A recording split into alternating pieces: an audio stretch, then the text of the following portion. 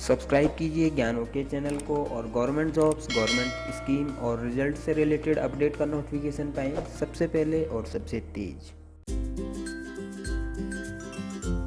Hello दोस्तों, स्वागत है आप सभी का हमारे चैनल ज्ञान ओके में। तो दोस्तों, केंद्रीय विद्यालय क्लास 1 के एडमिशन के लिए आपको ऐप के माध्यम से, एप्लीकेशन के माध्यम से कैसे आपको रजिस्ट्रेशन करना है और कैसे आपको उसके बाद आवेदन फॉर्म भरना है, इस वीडियो में मैं आपको बताने जा रहा हूं।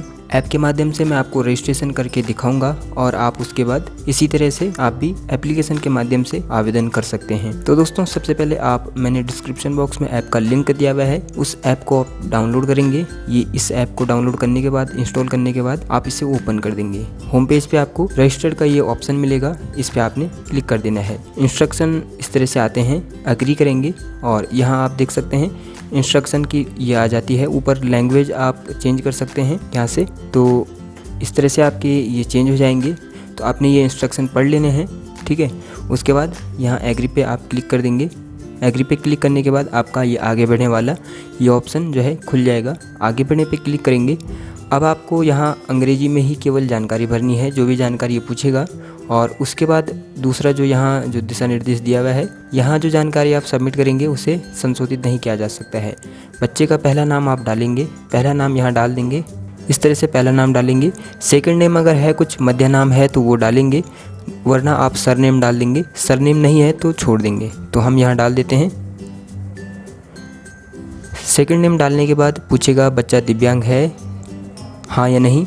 तो हाँ या नहीं पे जो भी है वो क्लिक कर देंगे।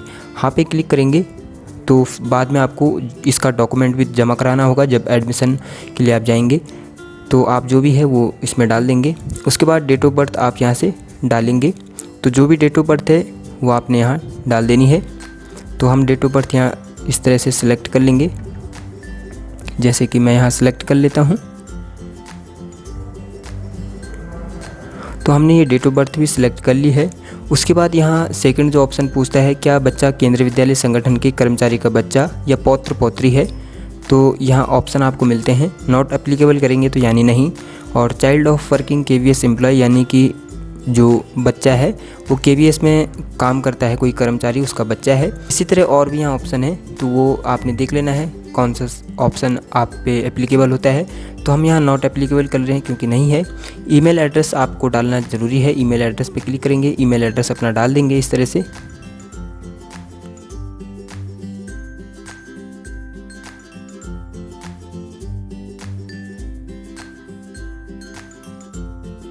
ईमेल एड्रेस इस तरह से डाल देंगे दोस्तों। उसके बाद इसे यहाँ मोबाइल नंबर हमें डालना है।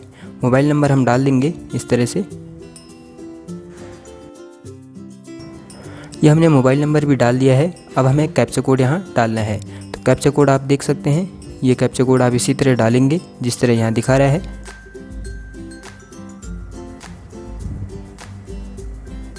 कैप्चा कोड डालने के बाद दोस्तों इसे हम रजिस्टर्ड पे क्लिक कर देंगे।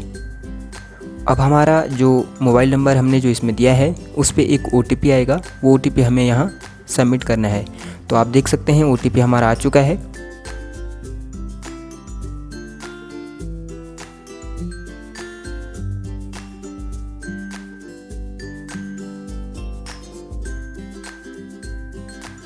OTP आने के बाद दोस्तों हमें कैप्चा कोड यहाँ डालना है। ये जो कैप्चा कोड यहाँ दिख रहा है, ये कैप्चा कोड हम डाल देंगे। कैप्चा कोड डालने के बाद दोस्तों हम वेरीफाई कर देंगे इस तरह से। अब यहाँ आप देख सकते हैं, यहाँ ऊपर एक मैसेज आ जाता है, आपने केंद्रीय विद्यालय के शैक्षणिक सत्र 2020-21 में कक्षा 1 में प्रवेश हेतु आवेदन करने के लिए इस पोर्टल पर सफलतापूर्वक पंजीकरण यानी साइन अप किया है।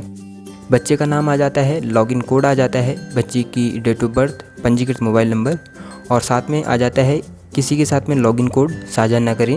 लॉगिन कोड के उपरांत या उपरोक्त विवरण जो पंजीकृत जो मोबाइल नंबर और बच्चे की जो जन्म तिथि है, तीनों जानकारी एक साथ पोर्टल में लॉगिन करने के लिए उपयोग किया जाएगा। भविष्य में उपयोग के लिए इस पृष्ठ को सहेजें और प्रिंट करके रखें।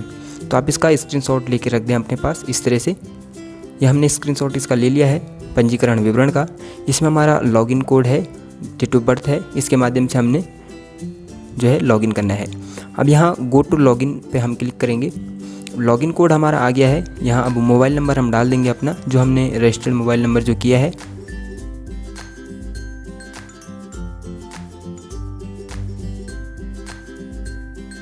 मोबाइल नंबर डालने के बाद दोस्तों हमें डेट ऑफ बर्थ डालनी है।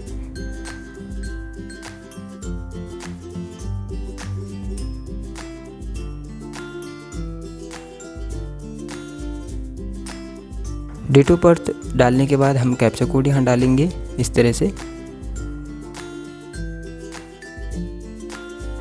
अब दोस्तों कैप्चा कोड जब हम डाल देते हैं तो हम लॉगिन पे क्लिक कर लेंगे। अब ये हमारा जो फॉर्म है, ये जो आवेदन फॉर्म है, ये हमारे सामने खुल के आ चुका है। अब ये ओपन हो चुका है। तो इसमें जो इन्फॉर्मेशन हमें डालनी है वो 5 स्टेप में पूरी होंगी। जो भी ये फॉर्म है ये 5 स्टेप में पूरा होगा। पहला जो इसमें बेसिक इन्फॉर्मेशन का स्टेप है, इसमें नाम वगैरह आता है। तो रजिस्ट्रेशन करते वक्त जो जानकारी हमने दी है वो यहाँ बाय डिफ़ॉल्ट आ जाती है। अब इसमें जो जो जानकारी बाकी मांग रखी है वो हम इसमें डालते जाएंगे। तो सबसे पहले जेंडर पूछ रहा है, तो जेंडर हम सिलेक्ट कर देंगे। जाति पूछ रहा है, तो इसमें से आपका जो भी है वो आप सिलेक्ट करेंगे। साथ ही दोस्तों आपको बता दूं, अगर आप SC ST OBC NCL में अप्लाई करते हैं तो आपको बाद में इसका जो सर्टिफिकेट है वो भी आपको सबमिट करना होगा। तो हम जर्नल में क्लिक कर देंगे। जर्नल हमने क्लिक कर दिया है। अब इसमें पूछ रहा है कि अगर इकलौती कन्या संतान श्रेणी के तहत आवेदन करना चाहते हैं, हाँ या नहीं। तो इसमें अगर आप हाँ पे क्लिक करते हैं तो आपको जो 100 रुपये का जो एफिडेविट है वो आपको स्कूल में एडमिशन के लिए जाएंगे तो एफिडेविट वहाँ आपको जमा करवाना होगा। इसमें आपको लगाना नहीं है। उसी के साथ दोस्तों जैसे आप इकलौती कन्या संतान पे हाँ करते हैं तो यहाँ जुड़वा ट्रिपलेट बहनें भी आवेदन कर रही हैं। अगर हाँ करेंगे तो यहाँ एक कोड आएगा आपके पास। अगर आपने कोड नहीं किया है, कोड नहीं बनाया है, तो जनरेट लिंकिंग कोड पे क्लिक करेंगे। तो यहाँ आप देख सकते हैं। तो इस तरह से आपका ये आएगा, इसे आप ओके कर देंगे तो ये कोड आपका यहाँ आ चुका है। तो दोस्तों बाद में यही कोड आपका, अगर आपकी जो दूसरी जुड़वा बहन है तो उसमें भी आप यही सब प्रोसेस करेंगे। इकलौती कन्या संतान हाँ पे, जुड़वा या ट्रिपलेट पे हाँ करेंगे और यही कोड फिर यहाँ डालेंगे। तो हम इसको नहीं पे क्लिक कर देंगे। ये मैंने आपको बताने के लिए किया है। उसके बाद दोस्तों परिवार का आय वर्ग ये पूछेगा। परिवार का आय वर्ग कम आय वर्ग के अंतर्गत नहीं है तो फर्स्ट पे क्लिक करेंगे। आर्थिक रूप से कमज़ोर वर्ग यानी EWS है तो सेकंड पे क्लिक करेंगे। गरीबी रेखा से नीचे हैं तो BPL पे क्लिक करेंगे। तो अगर हम इस पे क्लिक कर देते हैं तो BPL प्रमाण पत्र का क्रमांक हमें डालना होगा। BPL प्रमाण पत्र कब जारी हुआ वो डालना होगा। EWS या BPL प्रमाण पत्र जारीकर्ता जो प्राधिकरण है कौन सा है यहाँ हमें डालना होगा। इसी तरह आर्थिक रूप से कमज़ोर वर्ग के लिए भी सेम रहेगा। और कम वर्ग आय के अंतर्गत नहीं आते हैं पे क्लिक करेंगे तो ये सारे हट जाएंगे।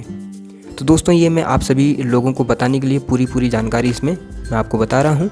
उसके बाद ब्लड ग्रुप पूछेगा। ब्लड ग्रुप अगर आपको नहीं पता तो इसे छोड़ देंगे, ये कंपलसरी नहीं है। उसके बाद इसे नेक्स्ट करेंगे।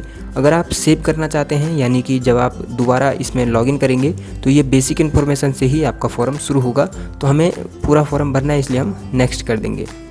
नेक्स्ट करने के बाद दोस्तों दूसरा जो स्टेप है पेरेंट डिटेल का जो फॉर्म है वो खुल जाएगा। इसी फॉर्म का आवेदन फॉर्म का दूसरा स्टेप है ये। इसमें शीर्षक, पूर्ण नाम, राष्ट्रीयता, आवासीय पता, निवास का देश, निवास का स्थान और शहर कम से कम एक अभिभावक के लिए अनिवार्य है। ये आपको ध्यान रखना है। शीर्षक हम चुन लेंगे। शीर्षक यानी श्रीमती श्री, तो ये हम चुन लेंगे। पूरा नाम इस तरह से डाल देंगे। तो हमने नाम डाल दिया है। ठीक है, यहाँ पूरा नाम हम डालेंगे क्योंकि सेकंड नेम का ऑप्शन कहीं नहीं आ रहा है तो हम यहीं डाल देंगे।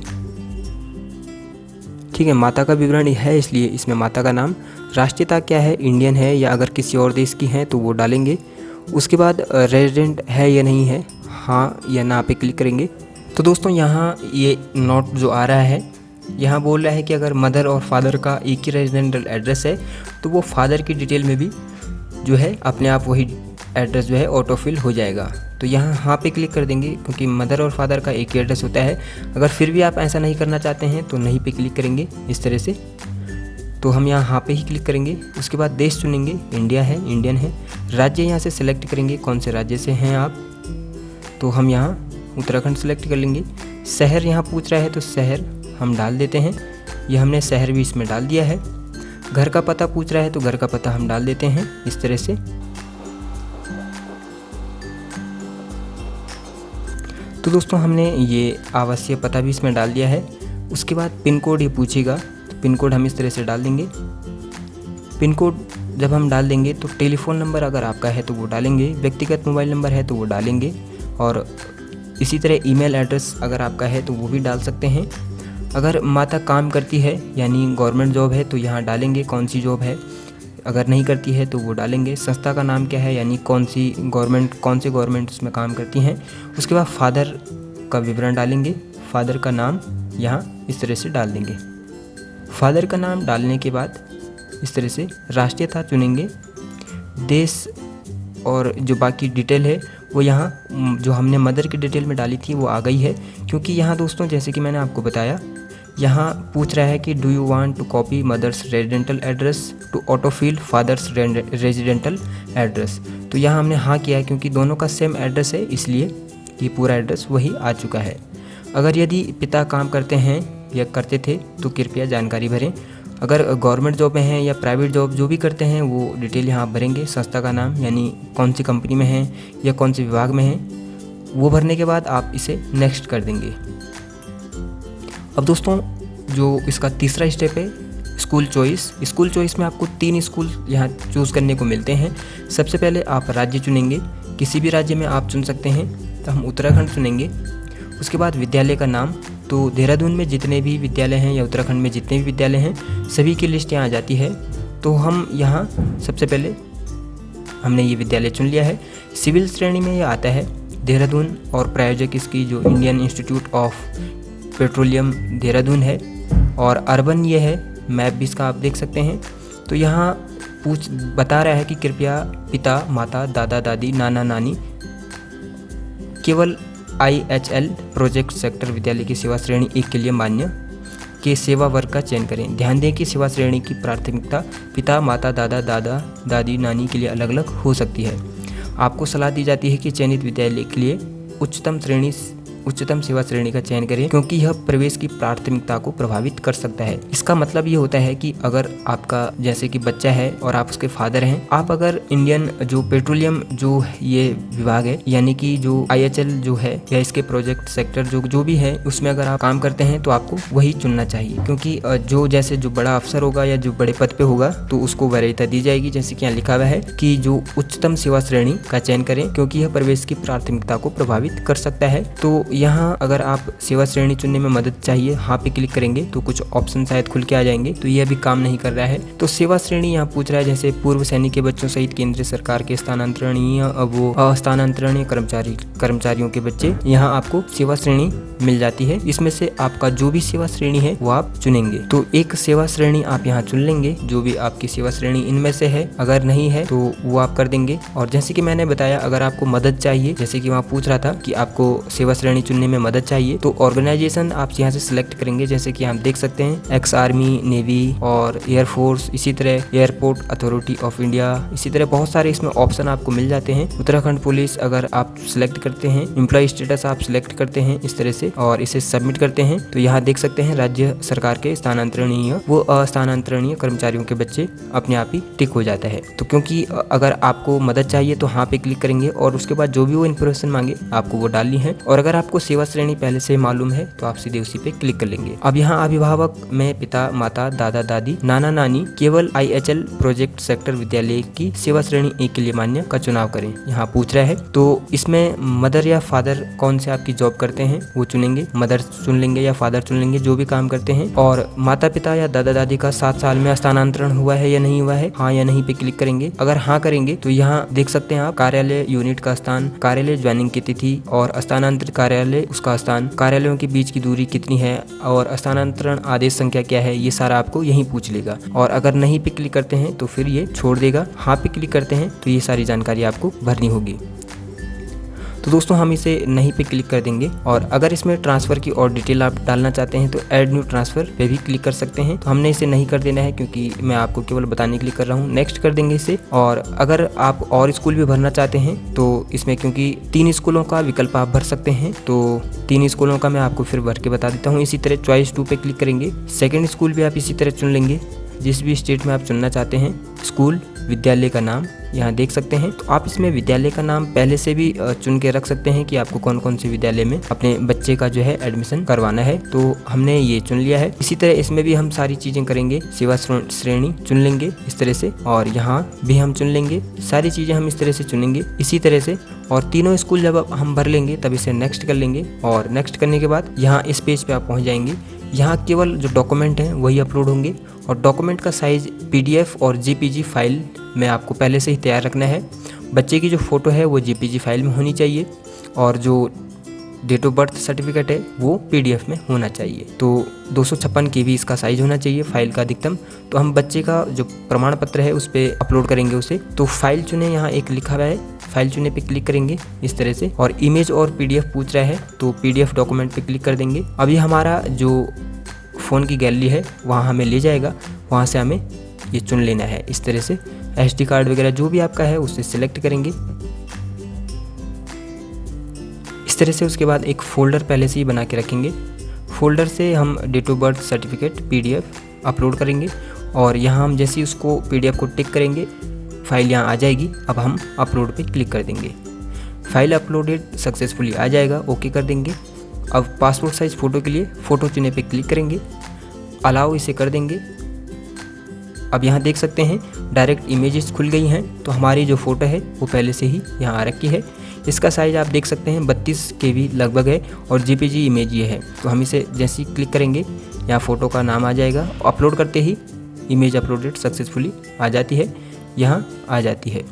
व्यू पे क्लिक करेंगे तो यहाँ आप देख सकते हैं फ़ोटो हमारी जो है वो अपलोड हो चुकी है।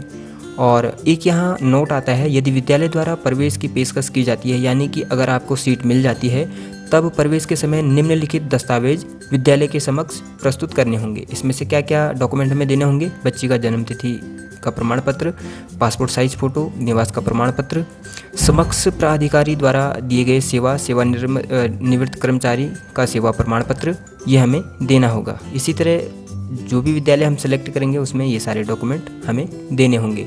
इसी तरह अब डॉक्यूमेंट अपलोड करने के बाद नेक्स्ट इसे कर लेंगे।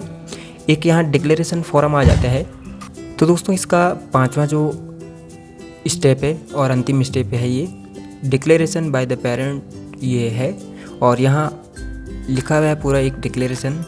मैं प्रमाणित करता हूँ या करती हूँ कि मैंने इस ऑनलाइन आवेदन पत्र को भरने के लिए निर्देशों के सभी खंडों को पढ़ा है और समझा है, एवं मैंने निर्देशों के अनुसार आवेदन पत्र भरा है। यानी KVS के जो सभी गाइडलाइन हैं, जो सबसे पहले इंस्ट्रक्शन आपको दिखाए जाते हैं, आपने वो सभी पढ़े हैं और उन्हीं के अनुसार आपने फॉर्म भरा है। मैं प्रमाणित करता हूँ कि मेरे द्वारा दी गई जानकारी सही है।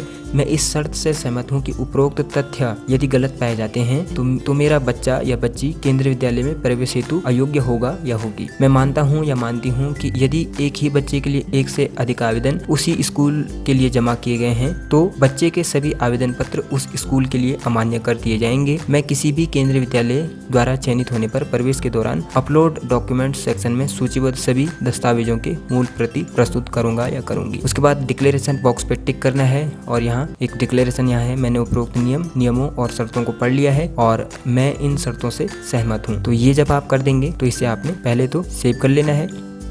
सेव करने के बाद रिव्यू करेंगे। ये आपका जो फॉर्म है, एप्लीकेशन डिटेल है, ये सारी आ जाती है। यहाँ अगर बाय द वे अगर आपकी कोई डिटेल गलत है, अभी आप बैक जाके इसे सही कर सकते हैं केवल एप्लीकेशन फॉर्म में। तो बैक जाएंगे वापस। अब आपने ये अगर गलत है तो और बैक जाएंगे, प्रीवियस पे क्लिक करेंगे और जहाँ जहाँ गलती हुई है उसे सही कर देंगे। सारा कुछ सही है तो सबमिट एप्लीकेशन क्लिक करेंगे। फिर से एक पॉपअप मैसेज आएगा, submit application, are you sure you want to submit this application, no thanks और यस सबमिट का ऑप्शन आता है। तो अगर अभी भी आपको लगता है कि आपको एक बार चेक करना है तो नो थैंक्स पे क्लिक करेंगे, फिर से चेक करेंगे, वापस जाके यस सबमिट पे क्लिक करते हैं। तो यहाँ ये आपका पेज दूसरा आ जाता है। यहाँ फिर से एक OTP आपके मोबाइल नंबर पे आएगा, इसी मोबाइल नंबर पे जो आपने रजिस्ट्रेशन करते वक्त इसमें डाला है, और ये OTP आ चुका है जैसे कि आप देख रहे हैं स्क्रीन पे।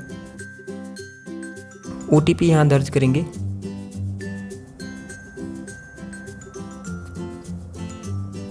अब दोस्तों वेरीफाई OTP पे क्लिक करेंगे और you successfully submitted your form आ चुका है, ओके करेंगे। अब एक मैसेज हमें आ चुका है जैसे कि आपने देखा है कि हमने फॉर्म भर लिया है।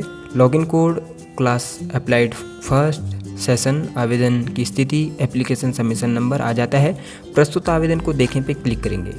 ये हमारा फॉर्म आ जाता है। तो ये हमने दोस्तों फॉर्म हमने सक्सेसफुली भर लिया है और ये हमारा कक्षा 1 के लिए पूरा हो चुका है। हमने अप्लाई कर लिया है अपने बच्चे के लिए। तो अब यहाँ से हम दोस्तों इसमें आएंगे, एप्लीकेशन फॉर्म, इंस्ट्रक्शन, सारा कुछ यहाँ आ जाता है। यहाँ देख सकते हैं आप, होम पे हम चले जाएंगे यहाँ से।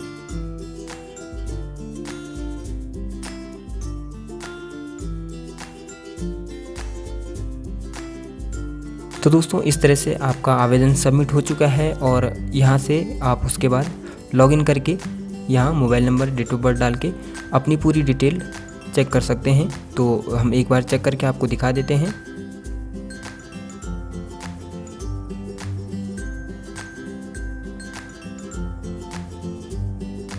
लॉगिन क्लिक करेंगे उसके बाद और यहाँ आप देख सकते हैं आवेदन की स्थिति। अगर आपका जो आवेदन है उसे आप रद्द करना चाहें तो आवेदन रद्द कर सकते हैं, लेकिन हमें आवेदन रद्द नहीं करना है। आवेदन कब किया था उसकी डिटेल पूरी आ जाती है ऊपर, आप देख सकते हैं। तो ये इस तरह से आप इसको कर सकते हैं और उसके बाद लॉग आउट यहाँ से कर सकते हैं। तो दोस्तों इस तरह से मोबाइल ऐप के माध्यम से आप ऑनलाइन आवेदन कर सकते हैं, जैसे कि हमने इस वीडियो में आपको बताया। और केंद्रीय विद्यालय एडमिशन से रिलेटेड अगर आपका कोई क्वेश्चन है, आपकी कोई समस्या है, एडमिशन फॉर्म कैसे भरना है, डॉक्यूमेंट से रिलेटेड कोई भी जानकारी आपको चाहिए तो आप नीचे कमेंट बॉक्स में लिख सकते हैं। तो दोस्तों इसी तरह केंद्रीय विद्यालय एडमिशन 2020-21 से रिलेटेड, कक्षा 1 के लिए एडमिशन से रिलेटेड आपका कोई भी क्वेश्चन है, कोई भी जानकारी आपको चाहिए तो आप नीचे कमेंट बॉक्स में लिखें, आपकी पूरी सहायता की जाएगी। तो दोस्तों मिलते हैं फिर इसी तरह की एक नई जानकारी के साथ, तब तक के लिए धन्यवाद।